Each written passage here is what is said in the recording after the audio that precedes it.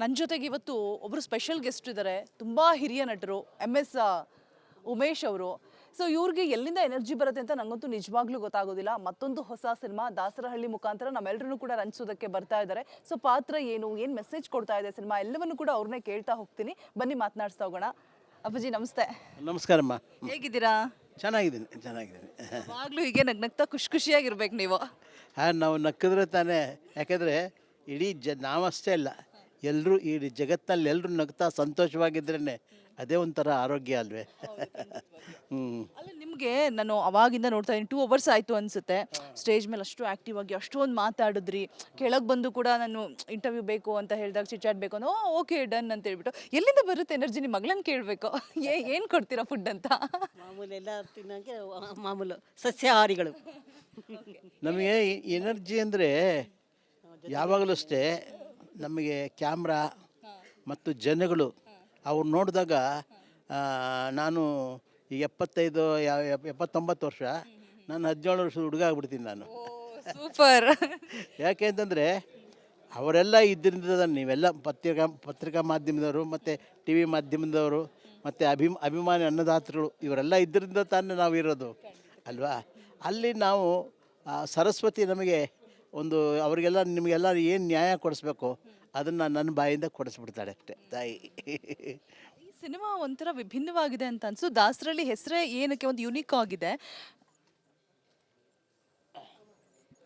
ದಾಸರಳ್ಳಿ ಈ question ತಗೊಬಿಡ್ತೀನಿ sir. Cinema ಒಂದು ರೀತಿಯಾಗಿ ಯುನೀಕ್ ಆಗಿದೆ ಟೈಟಲ್ ಅಂತ ಅನ್ಸ್ತು, ದಾಸರಳ್ಳಿ ಅನ್ನುವಂತಹ ಸಿನಿಮಾ. ಒಂದು ನಿಮಿಷ. ಓಕೆ ಸರ್, ಇದು ಸಿನಿಮಾ ನಾನು ಟ್ರೈಲರ್ ನೋಡಿದೆ, ಒಂದಷ್ಟು ಹಾಡುಗಳನ್ನು ನೋಡಿದೆ. ಆ ಮದ್ಯಪಾನದ ಸಾಂಗ್ ಅಂತೂ ಸಖತ್ತಾಗಿದೆ. ನಿಜವಾಗ್ಲೂ ಈಗಿನ ಯುವಕರಿಗೆ ಬಹಳ ಇಷ್ಟವಾಗುವಂತಹ ಸಾಂಗು, ಅದ್ಭುತವಾಗಿದೆ. ಸಿನಿಮಾ ಏನು ಮೆಸೇಜ್ ಕೊಡುತ್ತೆ ಸರ್ ಓವರಾಲ್ ಆಗಿ? ಸಿನಿಮಾ ಏನಂತಂದರೆ, ಈ ಕೊನೆಗೆ ದಾಸರಳ್ಳಿ ಅಂತಂತ ಹೆಸರಿಟ್ಬಿಟ್ಟು ಕೆಟ್ಟ ಮೇಲೆ ಬುದ್ಧಿ ಬಂತು ಅಂತ ಹೇಳ್ತಾರೆ.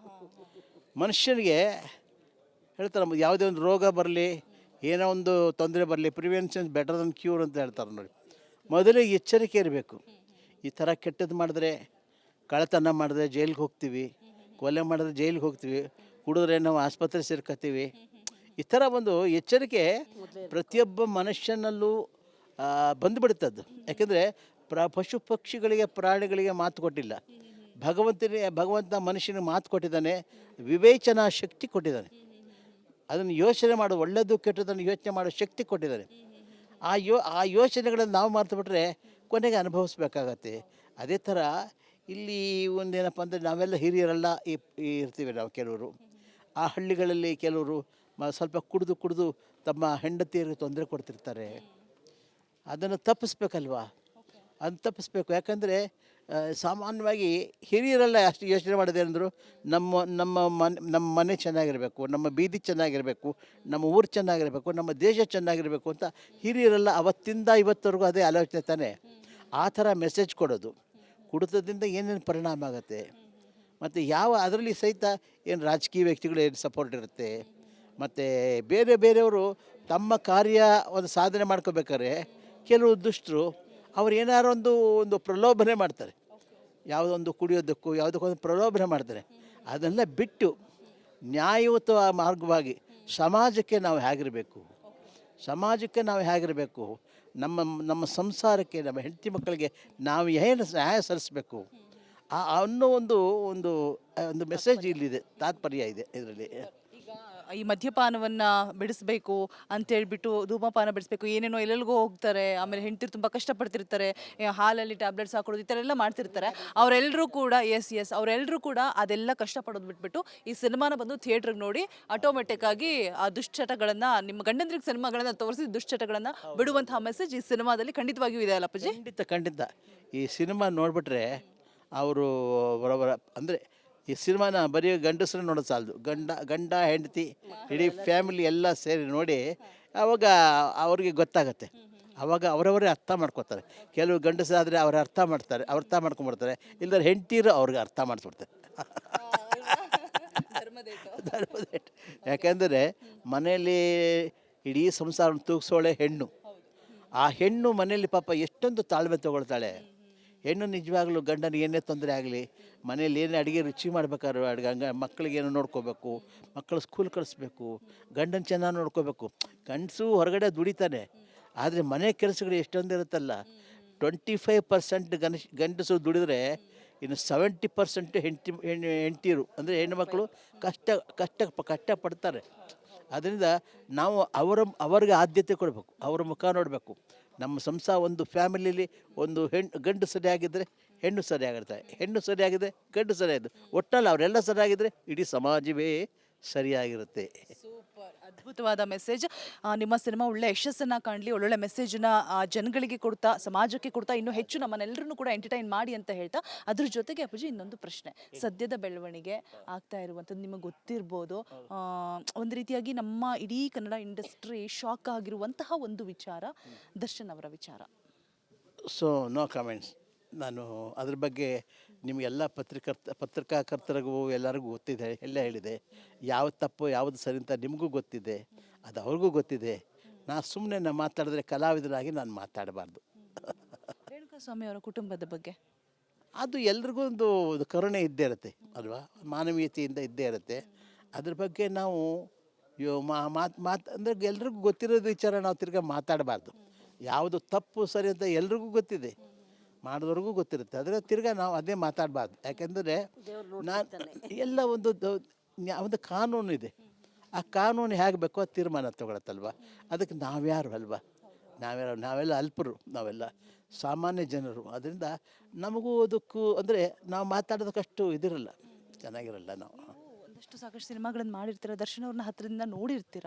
ಸೊ ಹತ್ತಿರದಿಂದ ನೋಡಿದಾಗ ಅವರ ವ್ಯಕ್ತಿತ್ವದ ಬಗ್ಗೆ ಆಗಿರ್ಬೋದು, ಹೇಗಿದ್ರು ಆ ಮನುಷ್ಯ ಅಂತ ಹೇಳ್ಬಿಟ್ಟು ರಿಯಲಿ ನಮ್ಮ ಜೊತೆಯೆಲ್ಲ ಪಾಪ ಅದು. ಯಾಕಂದರೆ ಅವ್ರ ತಂದೆ ಕಾಲದಿಂದಲೂ ನಾವು ನೋಡಿದ್ವಿ. ಅವ್ರ ತಂದೆಯವ್ರ ಜೊತೆ ತೂಗುದೀಪ ಶ್ರೀನಿವಾಸರವ್ರ ಜೊತೆ ಸಾಕಷ್ಟು ಸಿನಿಮಾಗಳ ಪಾತ್ರ ಮಾಡಿದ್ದೀವಿ.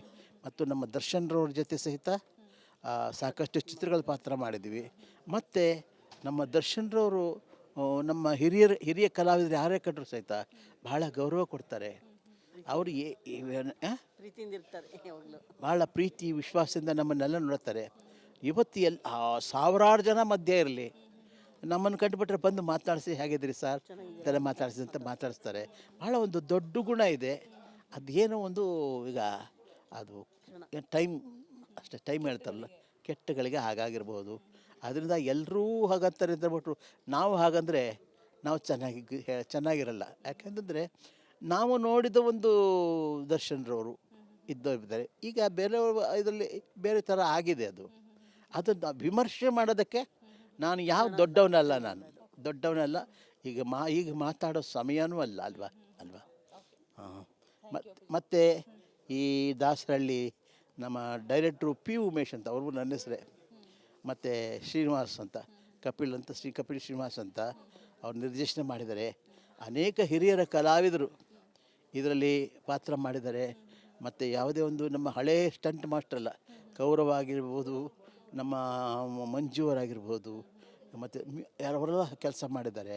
ಮತ್ತು ಮ್ಯೂಸಿಕ್ ಎಲ್ಲ ಭಾಳ ಚೆನ್ನಾಗಿದೆ. ಒಟ್ಟಿನಲ್ಲಿ ಈ ಚಿತ್ರ ಬಿಡುಗಡೆ ಆಗಿ ನಿರ್ಮಾಪಕರಿಗೆ ಒಳ್ಳೆಯದಾದರೆ ಅದು ನಮಗೂ ಒಳ್ಳೆಯದು. ಯಾಕೆಂದರೆ ಕಲಾವಿದನಾಗಿ ನಮಗೇನು ಗೊತ್ತಿಲ್ಲ, ನಮಗೆ ಬಣ್ಣ ಹಚ್ಚಿ ಗೊತ್ತಿದ್ದೀವನ. ಬೇರೆ ಯಾವುದೇ ರಾಜಕೀಯ ಆಗಲಿ, ಯಾವುದೇ ಬೇರೆ ನೀವೆಲ್ಲ ಹೇಳೋದ್ರಲ್ಲ, ಅದೆಲ್ಲ ನಮಗೆ ಗೊತ್ತಿಲ್ಲ. ನೀವು ಕೇಳಿದ್ರಿಂದ ಹೇಳಿದೆ, ಆದರೂ ನನ್ನ ತಿಳಿದಷ್ಟು ಹೇಳಿದ್ದೀನಿ ಅಷ್ಟೇ. ಮತ್ತು ಭಾಳ ನೀವು ಇವತ್ತು ನನ್ನನ್ನು ಕರೆದು ರಿಪಬ್ಲಿಕ್ ಇದರಲ್ಲಿ ಕನ್ನಡ ಮಾತಾಡ್ಸಿದ್ರಿ. ಅದೇ ರಿಪಬ್ಲಿಕ್ ಕನ್ನಡದಲ್ಲಿ ನನ್ನನ್ನು ಮಾತಾಡಿಸಿದಿರಿ. ನಾನು ಧನ್ಯವಾದಗಳು. ನಮ್ಮ ಇಡೀ ನಾವು ಹೇಳೋದಷ್ಟೇ, ನಿಮ್ಮ ರಿಪಬ್ಲಿಕ್ ಕನ್ನಡದಲ್ಲಿ ಅನೇಕ ಒಂದು ಕಾರ್ಯಕ್ರಮ ನೋಡಿದಿರಿ. ನ್ಯಾಯ ಸಲ್ಲಿಸೋರಿಗೆ ನ್ಯಾಯ ಸಿಗದಿದ್ದವ್ರು ನ್ಯಾಯ ಸಲ್ಲಿಸಿದಿರಿ, ಅನ್ಯಾಯ ಆದವ್ರಿಗೆ ನ್ಯಾಯ ಕೊಡಿಸಿದಿರಿ. ಒಳ್ಳೊಳ್ಳೆ ರಾಜಕೀಯವಾಗಲಿ ಅಥವಾ ಸಾಮಾನ್ಯ ಜನರಿಗೆ ಆಗಲಿ, ಏನೇ ಆಗಲಿ ತೊಂದರೆ ಆದರೂ ಸಹಿತ ಅದನ್ನು ನಿವಾರಣೆ ಮಾಡೋದಕ್ಕೆ ರಿಪಬ್ಲಿಕ್ ಕನ್ನಡದವರು ಭಾಳ ಪ್ರಯತ್ನ ಪಟ್ಟಿದ್ದಾರೆ. ಮತ್ತು ನನಗೂ ಸಹಿತ ಈ ರಿಪಬ್ಲಿಕ್ ಕನ್ನಡ ಬಗ್ಗೆ ಭಾಳ ಹೆಮ್ಮೆ ಅನಿಸುತ್ತೆ. ಹೆಮ್ಮೆ ಅನಿಸುತ್ತೆ, ಸಂತೋಷ ಇದೆ. ಅಭಿಮಾನ ಹೀಗೆ ಇರಲಿ ನಮ್ಮ ಒಂದು ವಾಹಿನಿಯ ಮೇಲೆ ಅಂತ ಹೇಳ್ತಾ ಸಾಕಷ್ಟು ವಿಚಾರಗಳನ್ನು ಹಂಚ್ಕೊಂಡ್ರಿ. ಒಂದಷ್ಟು ನಿಮ್ಮ ಸಮಯವನ್ನು ನಮ್ಮ ರಿಪಬ್ಲಿಕ್ ಕನ್ನಡ ಜೊತೆ ಕಳೆದಿದ್ದಕ್ಕೆ ಧನ್ಯವಾದ. ಧನ್ಯವಾದಗಳು. ಜೈ ಕರ್ನಾಟಕ ಮಾತೆ. ಜೈ ಕರ್ನಾಟಕ ಮಾತೆ.